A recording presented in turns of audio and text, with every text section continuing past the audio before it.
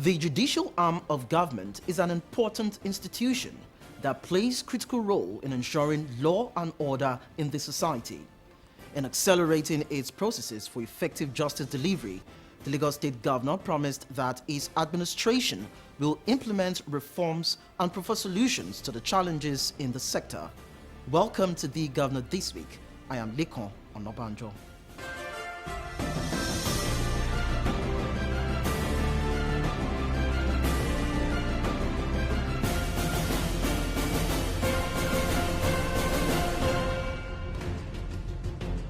The judicial sector plays a critical role in ensuring law and order through the protection of rights of all citizens irrespective of their status. Therefore, Governor of Lagos State, Babajide Sanwo-Olu, has approved the completion of the combined high and magistrate courts in Ajah along Badore Road to further facilitate access to quick delivery of justice. The governor was represented by his deputy, Obafemi Hamzat, at a special service heralding the 2019-2020 legal year of the Lagos State Judiciary, said his administration will do all it can to provide solutions to the challenges that may constitute obstacles to effective, efficient and impartial justice delivery in Lagos State. Such challenges which we have discussed with the executive and that we are committed to addressing is the provision of new courts to facilitate access to and quick delivery of justice. In line with this commitment, His Excellency the Governor has approved the completion of the combined high and magistrate court in Ajah along Badore Road. In a few months, this multipurpose court will be completed and handed over to the Lagos Judiciary, inshallah.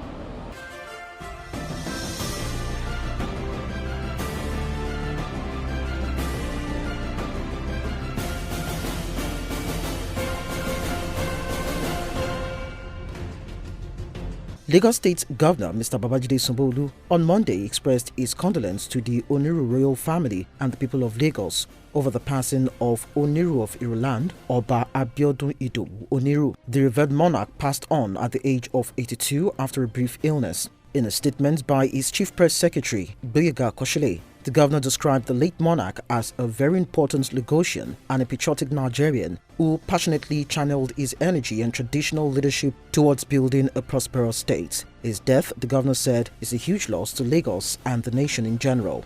He prayed for the repose of the soul of the late monarch and that the Oniru royal family would have the fortitude to bear the irreparable loss.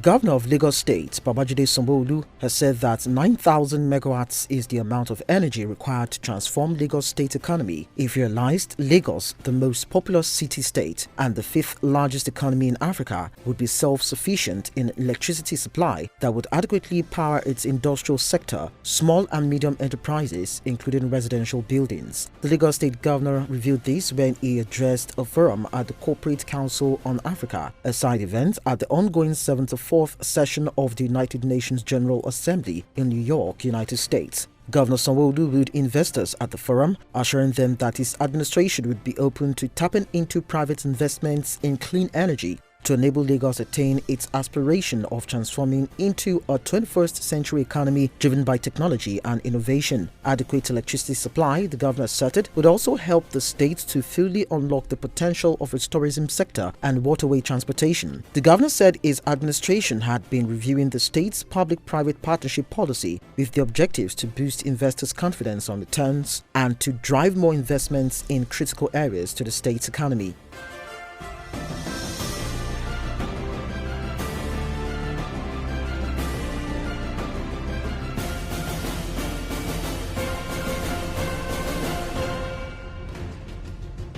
On Wednesday, the Lagos State Governor, Mr. Babajide Sanwo-Olu, gave a snippet of his administration's policy direction on how the state is building a resilient economy on the basis of education, technology and access. The governor disclosed that Lagos is moving forward by leveraging on technology and internet connectivity to deliver quality education to pupils in public schools, in line with Goals 4, 9 and 10 of the United Nations Sustainable Development Goals. Governor Sanwo-Olu made this disclosure when giving his remark at the Concordia Summit, a high-powered global side forum at the ongoing 74th session of the United Nations General Assembly in New York, United States. Well, you see, okay, so Lagos has a population of about 22 million, right? So the number of public primary schools that I have, right, is more than the population of schools in the whole of country called Ghana or Togo, right? So with that population, I have well over 1,000 public primary schools. I've got 18,000 private primary schools. I've got close to about another 1,000 public secondary schools. So it's a huge number in terms of statistics. But so what have we done, in the last 4 months? We said to ourselves that for us to become not only resilient, but also to use technology as a strong enabler, right? We quickly need to sort of like digitalize our curriculum. So we're partnering with a company called the Bridge Academy, who have some element of success, not only in Nigeria, but in some 2-3 other countries in Africa. So we started the conversations where we will be having extensive teacher training. We will be looking at all the curriculums of the schools. But essentially, what we hope to be achieving going forward is that have contexts where all of the kids, on a week-on-week basis, have the same kind of learning outcomes. Whatever they're putting in school A is also the same thing you're putting in school C and D, such that we can track, what kind of productivity we're looking. And so technology becomes, the only driving capability that can help you, achieve that. But so for us in Lagos to have that technological impetus to run well, we're also doing what we call a metropolitan fiber optics, where we're gridding the whole city and ensuring that we're having fiber drop all along almost all of our public primary schools, all of our public secondary schools, and all of our, health facilities, such that even on-grid, off-grid, they certainly will have internet connectivity. They will have, the teachers now, they will have the same kind of learning content to be able to drive, the kids, right? And we'll be seeing a whole lot of outputs at the end of every term to be sure that in truth, we'll be getting the same kind of results, on a term-by-term basis. With that, we believe that a big city like Lagos, needs to have a very strong learning culture where we can have the kind of numbers that I'm talking about, well over 1 million kids in public school, and also be able to monitor even our 18,000 in private schools to be sure that they are collaborating with us and we're dealing with curriculums that we can all check and be sure that 1 or 2 years down the line, we're beginning to see the outputs or the outcomes of those schools as kind of things we expect, coming out of a mega city status of the kind of challenge we have in Lagos.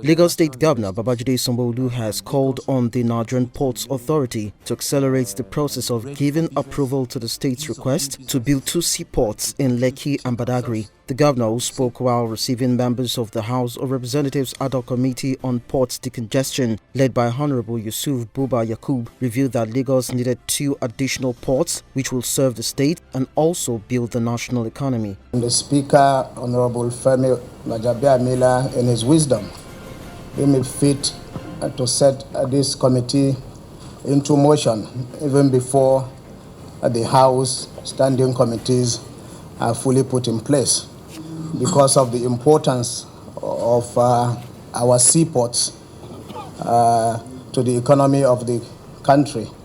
Your Excellency, we all know that our seaports are gateways where goods are being imported and exported in and out of the country. And where our seaports are sick, that means our economy is definitely sick. So this committee, Your Excellency, in your state today to perform its oversight function on the 2 major ports in Nigeria, the Lekan Island and the Apapa ports. And from here, Your Excellency, we will proceed to visit other ports in other states of the Federation. But Your Excellency, courtesy demands that if we come into your state, we pay a courtesy call on you so that we will receive your blessing before we start any activity in your state. And that is why we are here today, Your Excellency. Thank you. Thank you. Mr. Chairman, sir, let me formally welcome you to Lagos State, to our seat of government in Alausa, and to the Center of Excellence. I want to bring greetings from the people and the government of Lagos State to you. But more importantly, to extend the same felicitation to the Right Honorable Speaker of the House of Representatives, who is so incidentally a son of the soil here. But we have graciously donated him to Nigeria. So we will not reduce him to just a member from Lagos State, but he's the Speaker, rightly so, of the Federal House of Representatives, Honorable Femi Gbajabiamila, who has deemed this committee very fit and proper that you take up this responsibility. I want to commend and thank him and thank your leadership and your membership for taking this initiative, because, like you've rightly observed, it's a sector that is not only critical to us as Lagos State, but it's also critical to the economy of this nation. If in truth we want to be serious about development of this economy, I think it's important for us to take proper action and decision as into where that economy truly really grows. Mr. Chairman, I would like to inform you that within 48 hours when we got sworn in, right, and we took over the leadership of Lagos State, that was the very first place that I also and my deputy visited, because we understand the critical role the ports and all the port congestion plays to the economy of the nation. And with the cooperation of the task force that the federal government set up and with our own team, Lagosians are a whole lot relieved right now in terms of the decongestion and the traffic that we have on our bridges leading to the port. Do we have all of the solutions yet? No. Have our people gotten a lot of relief? My answer is yes, right? But that's the essence of we in government. So we cannot continue to give ourselves pass mark, because that's why we're there. It's to solve pollution and it's to solve problem for our people. So I want to commend the federal government and ourselves for pushing all of that traffic away. But more importantly is to look at the solution that we need to reflect on the two gateway, the port gateway of this nation, which is the Apapa Port and the Lekan Port. Mr. Chairman, it's clear to us when you get it that the development of the city, Lagos, has actually outgrown that port. The level of yearly tonnage coming out from those two ports has doubled, has since doubled. So what it means is that the capacity that was developed at that time, given the volume of the business that we're doing from those two ports, had actually doubled. So it's not out of place that you're going to see a lot of pressure, a lot of congestion, and a lot of things happening around there. But for us as Lagos, our government are also being very proactive.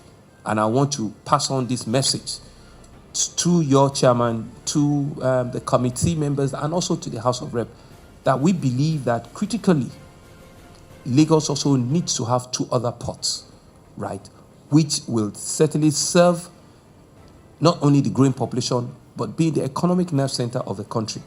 So we've put on the table the development of the Lekki Seaport, which is a deep port, which I must say to you that it had started, and also the Badagry Port. So the Lekki Port is on the eastern part of Lagos, right, and the Badagry Port is on the western part of Lagos.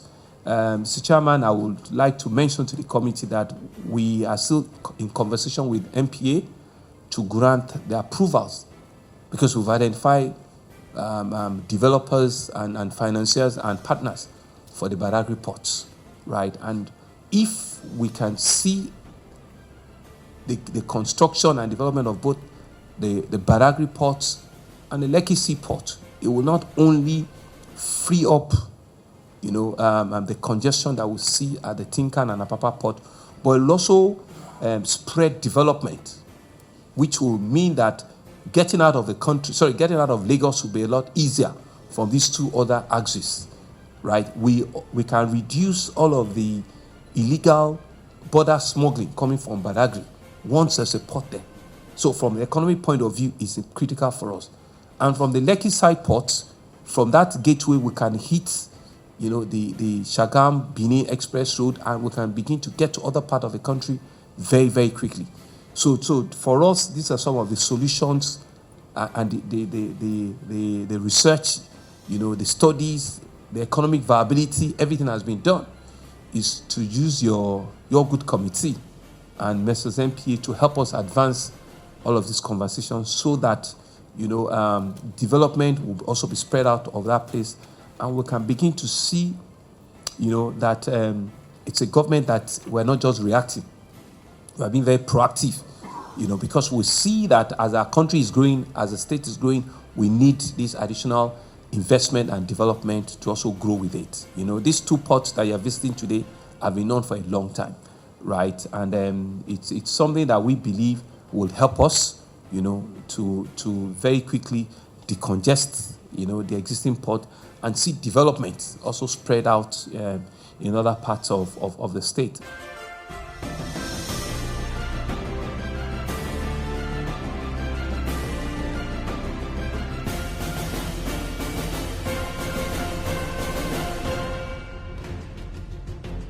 Governor Babajide Sanwo-Olu in the week hosted the Consul General of the People's Republic of China, Chu Maoming, who was on a courtesy visit to his office at Alausa, Ikeja. There, the governor revealed that his administration's development agenda was aimed at leveraging the population of the state for sustainable socio-economic development. In his response, Maoming said the Chinese private sector investors had concluded to increase the volume of trade with Lagos to the tune of billions of dollars. I actually attended the inauguration ceremony when you took office on May 29th of this year. Actually, that was when I arrived in Lagos only a few days. Yeah. So I want to congratulate you on your being into the office once again.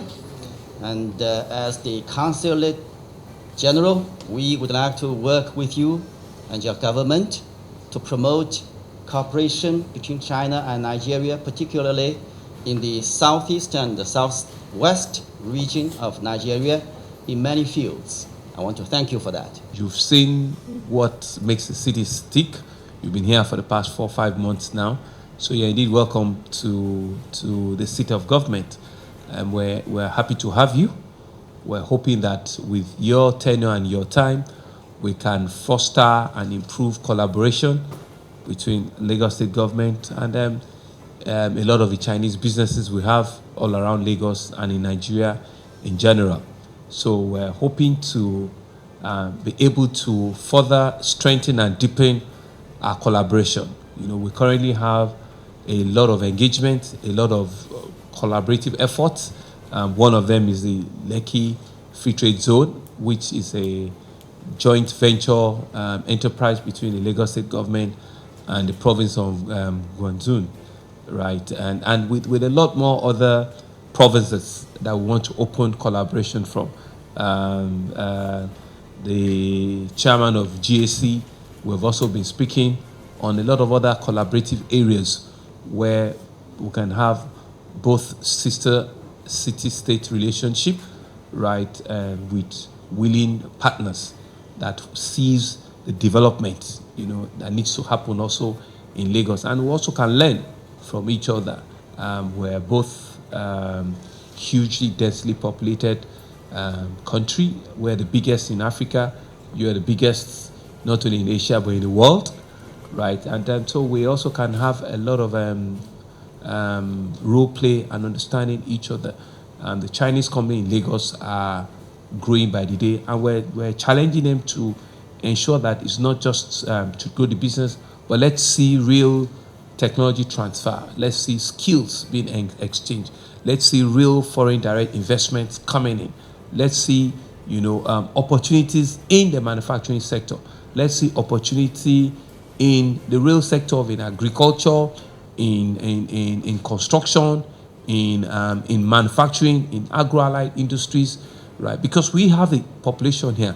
I'm sure you also know that what it means is that we also need to feed, and we also need to engage our people to be well, to be given opportunity for job employment. So we're willing to continue to engage with you, with your businesses, and we've gotten a lot of them that have come around. But it's not just a visit; it's which ones turn to real business opportunity for both of ourselves, and that's why we're here. And so, with your coming, I'm sure that we can close up a lot of those collaboration. We can close up a lot of those initial engagement we've had with a few of the big Chinese companies, and let's take it to transaction. Let's take it further to real development. Let's take it to proper exchange, of technology, exchange of ideas, exchange of innovative things that can bring about. We have a very youthful, skillful population that is willing and ready to work, right? And so let's take this as an opportunity for us to deepen, and open new business, ventures for our people.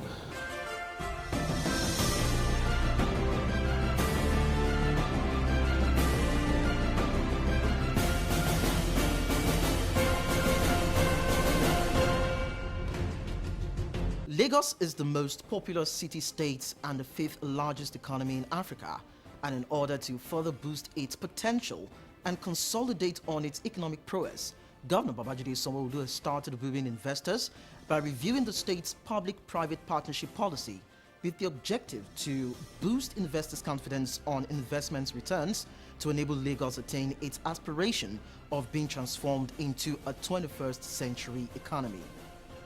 And that's it on the governor this week. But then you can continue with conversations of the governor's activities on all the social media platforms showing on your screen. Until next week, I am Lekan Onabanjo.